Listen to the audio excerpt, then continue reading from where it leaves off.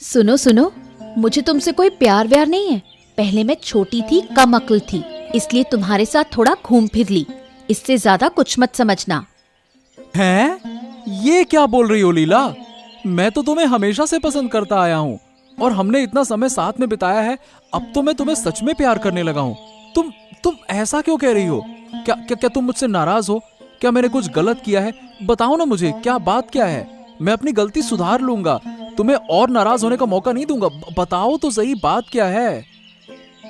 ए लड़के, तुम्हारे ये प्यार भरे शब्द किसी काम के नहीं हैं। ना तुम्हारे पास पैसा है, ना शक्ल। क्या सोच रहे थे कि मेरी तरह सुंदर लड़की तुम्हारे चक्कर में पड़ जाएगी? सच? अरे लेकिन लीला, हम इतने समय से साथ में हैं, तुम्हें पहले क्यों ऐसा नहीं लगा? अब क्यों ऐसा कर रही हो? सुनो, पहले मैं छोटी थी, बुद्धि कम थी, इसलिए सोचा था कि किसी ऐसे लड़के के साथ रहूंगी। लेकिन अब मैं धीरे धीरे बड़ी हो रही हूँ, समझने लगी हूँ कि जिंदगी ऐसे नहीं जी जा सकती। इसके लिए पैसे और सुंदरता चाहिए। और वैसे भी मैंने कभी तुमसे प्यार नहीं किया। तो फिर तुम किसे पसंद करती हो? मैं राज्य के महामंत्री देवराज बाबू को बहुत पसंद करती हूँ। और अगर शादी करनी ही होगी तो मैं उसी से करूँगी। कितना सुंदर है वो, कितना पैसा है उसके पास। महाराज से अक्सर सोने के सिक्के भी मिलते हैं। क्या? देवराज?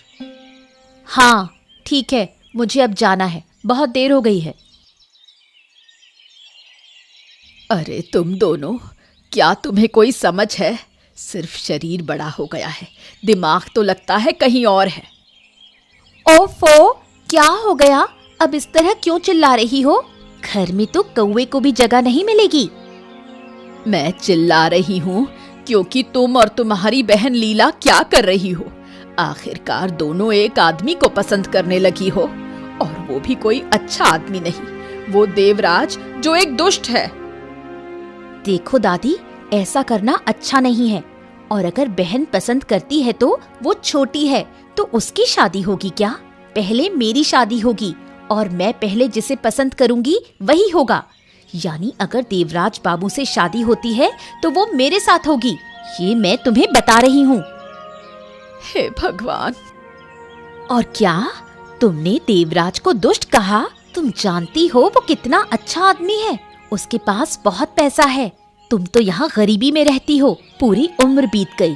पैसे से क्या क्या किया जा सकता है ये कभी जान नहीं पाओगी।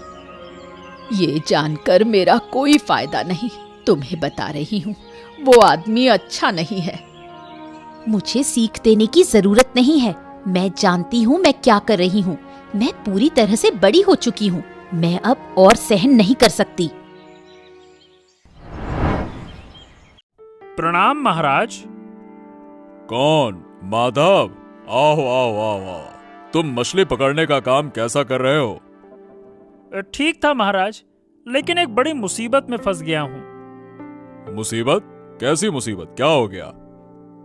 महाराज, दरअसल बात यह है कि मैं पिछले कई सालों से मछली पकड़ रहा हूँ, लेकिन मुझे कभी किसी ने मछली पकड़ने से मना नहीं किया। लेकिन आपके महामंत्री देवराज ने उस दिन आकर मुझे मछली पकड़ने से रोक दिया। उन्होंने मुझसे कहा कि अब मैं मछली नहीं पकड़ सकता। तो महाराज, मैं मछली नहीं पकड़ूंगा तो खाऊंगा क्या? मेरी तो मछली पकड़ने के अलावा और कोई आय का रास्ता ही नहीं है। क्या करूं महाराज? आप कृपया करके इसका कुछ ना कुछ उपाय बताइए महाराज। मैं तो बेरोजगार हो गया। अच्छा, ये बताओ, तुमने अपना कर लागू समय पर दिया था? कर माने महाराज? हाँ, लेकिन पहले ये बताओ कि क्या तुमने दिया था या नहीं दिया था? बताओ। नहीं दिया महाराज, नहीं दिया।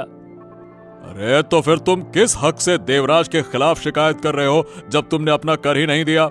जब तक तुम अपना सारा कर नहीं चुकाते तब तक तुम मछली नहीं पकड़ सकते। समझ गए? जाओ अब यहां से। ठीक है महाराज, प्रणाम।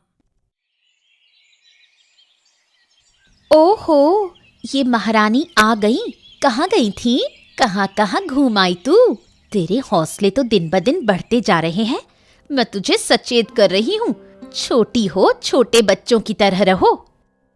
दीदी, अब मैं काफी बड़ी हो गई हूँ, मेरी शादी की उम्र हो गई है और तू मुझे छोटी कह रही है? अब तुम लोग खाना खाओ। हाँ, खा रहे हैं। सुन, तेरे पास ना कोई रूप है ना गुण। तू जिसके साथ शादी का सपना देख रही है उसे भूल जा। मैं महामंत्री देवराज की पत्नी बनकर यहाँ से जाऊंगी। इसे अच्छे से याद रख, समझी? ओहो, जब से घर में आई हूँ तभी से तू मुझे ऐसे ही बोल रही है। अगर ये ज्यादा चलता रहा तो ठीक नहीं होगा। दादी, इसे बताओ। मैं इसकी तरह बड़ी नहीं हूँ, लेकिन मुझे ये अपनी बातें मानने के लिए मजबूर ना करे। ये सब मैं सहन नहीं कर पाऊंगी। मुझ में रूप और गुण नहीं है, ये कौन कह रहा है? असल में तो तेरी आंखों में छोटापन है, जो दूसरों की अच्छाई देख नहीं सकती। चुप रहो तुम लोग, खाना खा लो। अब ये क्या शुरू कर दिया है? मुझे क्यों कह रही हो दादी? इसे कहो, मैं तो अभी आई हूँ। मैं तो जब से आई हूँ तब से शुरू कर दिया है इसने। क्यों है इसे इतनी जलन? बहुत बढ़ गई है ये लड़ाई। नहीं जानती इन दोनों को कैसे संभालूंगी। अगर ये और बढ़ा तो मुझे राजा या रानी के पास जाना पड़ेगा। प्रणाम महाराज, प्रणाम प्रणाम। ओ, तो आ गए मंत्री जी। आइए आइए आइए। अभी थोड़ी देर पहले माधव आया था। हाँ महाराज, मैंने दरबार में प्रवेश करते वक्त उसे देखा, लेकिन वो यहाँ पे आया क्यों था महाराज? क्यों आया था? क्या आपकी शिकायत करने आया था? शिकायत? हाँ हाँ, दरअसल आपने कल उससे मछली पकड़ने का अधिकार छीन लिया, बस इसीलिए वो यहाँ पे आ गया। लेकिन महाराज, उसने तो अपना कर नहीं चुकाया, मतलब शुल्क नहीं दिया, इसीलिए मैंने उससे मछली पकड़ने का अधिकार छीन लिया। वैसे तो मैं क्यों ही उसे मना करूंगा। हाँ, ये बात तो सही है। मैंने ये सारी चीजें उसके मुंह से सुनी। मैंने माधव को यह बता दिया कि जब तक वो अपना शुल्क नहीं चुकाएगा वो मछली नहीं पकड़ सकेगा। ओ, तो अब उस आदमी में बहुत हौसला आ गया है। महाराज के पास आ गया ना? ठीक है, अब जो शुल्क महाराज चाहते हैं मैं उससे दुगना शुल्क लगाऊंगा, ताकि मेरी भी जेब में कुछ आए। अब माधव, मैं तो तुझे बर्बाद करूंगा, तू देखते जा। हाँ, क्या सोच रहे हैं देवराज जी? कुछ नहीं महाराज, कुछ नहीं, बस ऐसे ही। हाँ, ठीक है ठीक है। अच्छा देवराज, तुम शादी नहीं करोगे क्या? है? कब तक अकेले रहोगे? देखो, एक अच्छी लड़की खोजो और शादी कर लो, समझे? आप भी महाराज, क्या शादी के लिए? अरे अरे अरे अरे, शर्म आ रही आपको तो, है? अरे देवराज जी, अब जल्दी से शादी कर लीजिए, समय हो गया है। मुझे नहीं पता कि लीला को क्या हो गया। जो भी था, पता नहीं क्या हो गया। अब तो सब कुछ बदल गया ऐसा लगता है। लीला, जो मुझे कभी इतना ज्यादा पसंद करती थी कि एक दिन भी मुझसे मिला बिना रह नहीं पाती थी, जिद करती थी मिलने की, वही आज कह रही कि उसे मैं नहीं, वो देवराज पसंद है, सिर्फ पैसे के लिए। हाँ, पैसे के कारण लीला ने ये सब कुछ किया। हाँ, लेकिन अब मैं कैसे रहूंगा, क्या करूं? हैं? क्या आदित्य, ये तुम अकेले बैठ के यहाँ क्या सोच रहे हो? अरे सुनो, ओहो, ऐसा लगता है कि बहुत परेशानी में हो या बहुत दुखी हो। चलो मैं पास आके पूछता हूँ। आदित्य, अरे भाई क्या हो गया? ऐसे उदास क्यों बैठे हो? हाँ, माधव भाई, अरे कुछ नहीं हुआ, बस ऐसे ही बैठा हूँ। तुम बताओ, क्या खबर है? देख आदित्य, मैं तुझे बचपन से जानता हूँ, इसीलिए तेरे चेहरे से ही समझ सकता हूँ कि तुझे कोई ना कोई तो परेशानी है। अब जल्दी से बता भी ना, क्या हो गया है? बात क्या है, बता। हाँ, तुम तो जानते हो लीला और मेरा कितना पुराना रिश्ता है, लेकिन अचानक से कुछ ऐसा बर्ताव करने लगी लीला कि मुझसे सहन नहीं हो रहा था। और आज उसने कह दिया कि वो तो मुझे पसंद ही नहीं करती, वो तो बचपन से गलती से मेरे साथ जुड़ गई थी। उसने, क्या कहूँ, उसने कह दिया कि वो मुझसे नहीं, मतलब मेरे साथ नहीं रहना चाहती। क्या? सच में? हाँ, और अब लीला को देवराज पसंद है, सिर्फ उसके रूप और पैसे के कारण। अच्छा, अब समझ गया। लेकिन तू गुस्से या दुख में आकर कोई उल्टा काम मत करना, मैं हूं तेरे साथ, है ना? चिंता मत कर। देवराज बाबू, देवराज बाबू, आप कहाँ हैं? थोड़ा बाहर आइए। ओफो, अभी अभी काम से लौटा हूँ। अब थोड़ा आराम करना चाहता हूँ, लेकिन फिर भी किसी से देखा नहीं जाता। हाँ हाँ, आ रहा हूँ। कौन है? अरे लीला, तुम अभी इस तरह से मेरे घर क्यों आई हो? क्या बात है, बताओ। क्या मैं अंदर आ सकती हूँ? मुझे आपसे बहुत जरूरी बात करनी है। हाँ हाँ, आओ आओ आओ, बताओ क्या बात है। देवराज बाबू, मैं आपसे बहुत प्यार करती हूँ। मैं आपसे शादी करना चाहती हूँ। मेरी दीदी बिल्कुल अच्छी नहीं है। वो हमेशा मुझसे काम करवाती है, खुद कुछ नहीं करती। और आदित्य, हमारे गांव का लड़का, हमेशा किसी न किसी वजह से मुझे परेशान करता है। मैं चाहती हूँ कि आप मुझसे शादी कर ले। मैं आपकी पत्नी बनकर आपका घर बसाना चाहती हूँ। ठीक है ठीक है ठीक है, तुम शांत हो जाओ। अब जब तुम इतना कह रही हो तो ठीक है, मैं तुमसे जरूर शादी करूंगा। सब कुछ ठीक हो जाएगा, इतनी चिंता करने की कोई जरूरत नहीं है ना? मैं करूंगा शादी तुमसे। सच सच कह रहे हैं आप देवराज बाबू? हाँ हाँ हाँ, मैं बिल्कुल सच कह रहा हूँ। मैं तुमसे शादी करूंगा, ठीक है?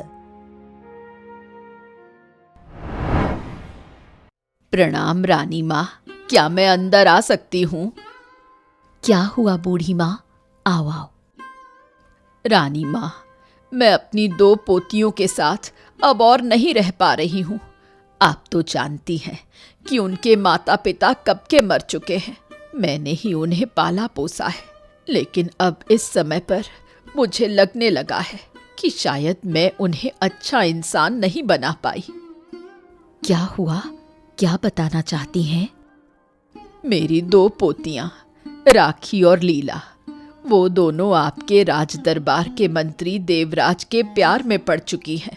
जब वो दोनों घर में एक साथ होती हैं तो हमेशा झगड़ा और अशांति रहती है। और महारानी, मैं नहीं चाहती कि कोई भी देवराज से कोई संबंध बनाए। आप कुछ करे रानी माँ। ये तो गंभीर मामला है, मुझे पहले पता होना चाहिए था। फिर भी मैं कोशिश करूंगी इस समस्या का समाधान करने का। आप चिंता ना करें। हाँ रानी माँ, कृपया देखिए। हाँ, मैं खुद देवराज से बात करूंगी। अब तो कुछ सोचने की जरूरत नहीं। देवराज बाबू के सामने कितना अच्छा ड्रामा किया मैंने। वो बिल्कुल पिघल गए हैं और वो मुझसे शादी करने के लिए मान गए हैं। अब जाकर दीदी को उन सब बातों का जवाब दूंगी। कितनी खुशी हो रही है। देवराज बाबू से शादी करके कितने सारे सोने चांदी के गहने पहन सकूंगी। मंत्री की पत्नी बनकर राजमहल में रहूंगी। लीला, लीला लीला सुनो तो, थोड़ा रुक जाओ ना। लीला लीला, मुझे तुमसे बात करनी है। एक बार मेरी बात तो सुन लो। लीला लीला। ओफो, फिर वही आदित्य, कितना परेशान कर रहा है। क्या हुआ? लीला, मैं तुम्हारे बिना नहीं रह सकता। कृपया मेरे पास लौट आओ। मैं अपनी पूरी कोशिश करूंगा कि तुम्हें खुश रखूं। कभी भी तुम्हें किसी चीज की कमी नहीं होने दूंगा। जितना पैसा कमाऊंगा सब तुम्हें दूंगा। अब कृपया करके मेरे पास लौट आओ। मैं तुम्हारे बिना नहीं रह सकता। मुझे बिल्कुल अच्छा नहीं लग रहा है। मेरी बात मानो लीला, मैं तुमसे बहुत प्यार करता हूँ। तुम पागल हो क्या? तुम कितने पैसे कमा सकोगे इस काम से? 3 टाइम का खाना भी नहीं खिला सकोगे। नहीं नहीं लीला, नहीं, मैं सब कुछ करूंगा। तुम्हारी हर इच्छा पूरी करूंगा। मेरी बात तो मानो। देखो आदित्य, मैंने तुमसे पहले ही कह दिया था कि मुझे तुम पसंद नहीं हो। और अब तो मैं देवराज बाबू से हमारी शादी की बात भी कराई हूँ। अगर तुम मुझे फिर से परेशान करने आए तो मैं मजबूर होकर राजा के पास जाऊंगी। मैं जा रही हूँ। लेकिन लीला, मेरी बात तो सुनो। लीला लीला लीला। रानी, हमने देखा है कि कोई बुढ़िया आपके पास आई थी। क्या कह के गई है वो? हाँ महाराज, यही तो बताने वाली थी। दरअसल वो बूढ़ी माँ लीला और राखी की दादी हैं, जिनके माता पिता कई साल पहले मर गए थे। ओह हाँ, अब याद आया। क्या कहा उन्होंने? वो कह रही थीं कि उनकी दोनों पोतियां देवराज हमारे दरबार के मंत्री के प्यार में पड़ गई हैं। वो किसी भी हालत में अपनी दादी की बात नहीं सुन रही हैं और दोनों बहनों ने लड़ लड़कर घर में झगड़ा और अशांति फैला रखी है। इसी समस्या के समाधान के लिए वो मदद मांगने आई थी।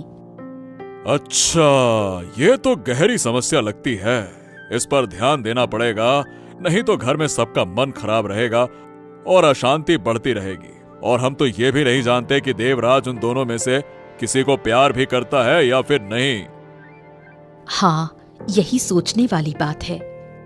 अच्छा ठीक है, तुम ज्यादा चिंता मत करो। मैं बुढ़िया की दोनों पोतियों राखी और लीला से बात करूंगा, उन्हें समझाऊंगा, वो जरूर समझ जाएंगे।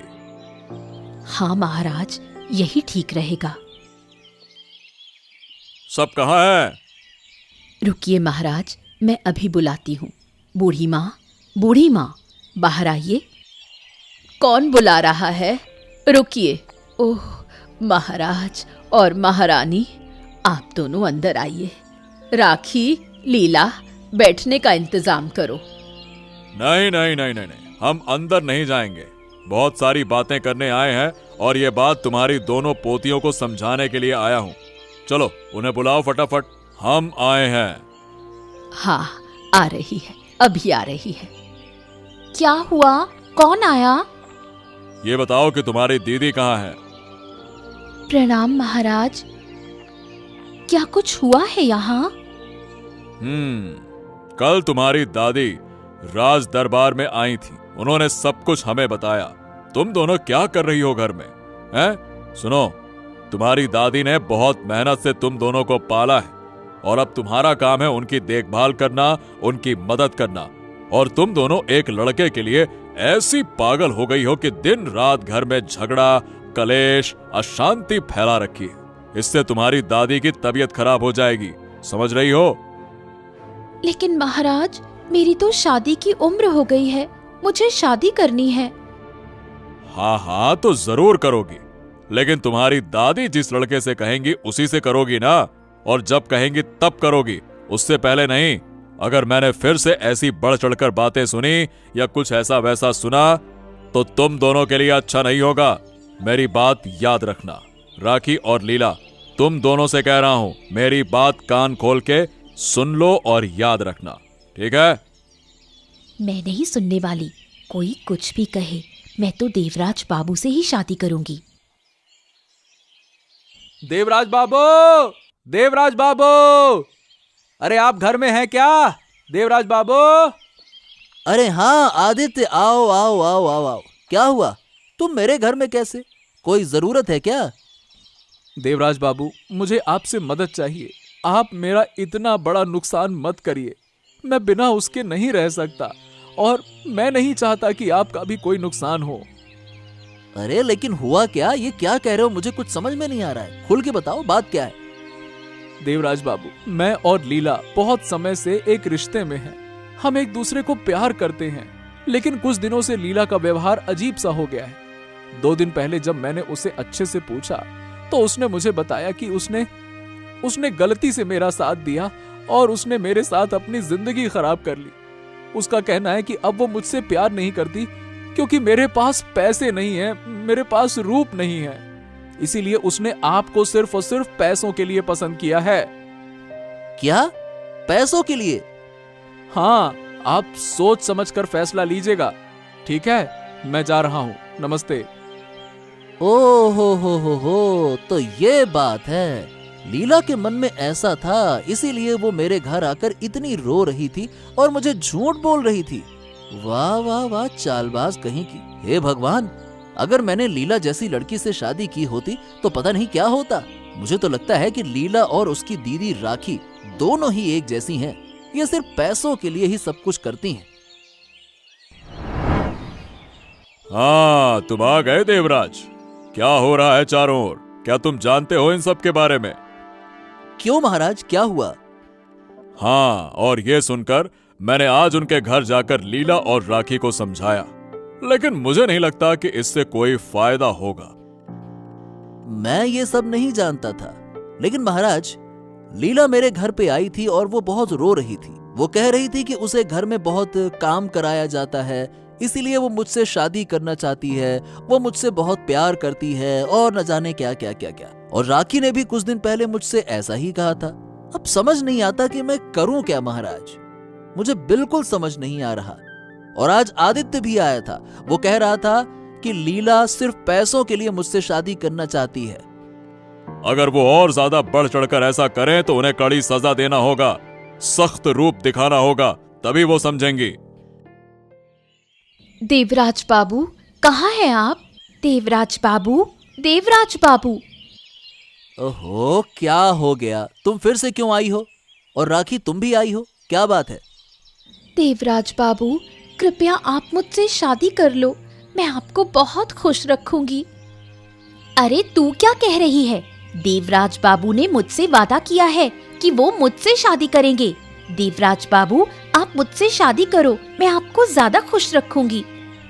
नहीं, वो मुझसे ही शादी करेंगे। ओहो, ये तुम दोनों ने क्या लगा रखा है? आते ही शुरू हो गई मुझसे शादी करो, मुझसे। क्या है ये?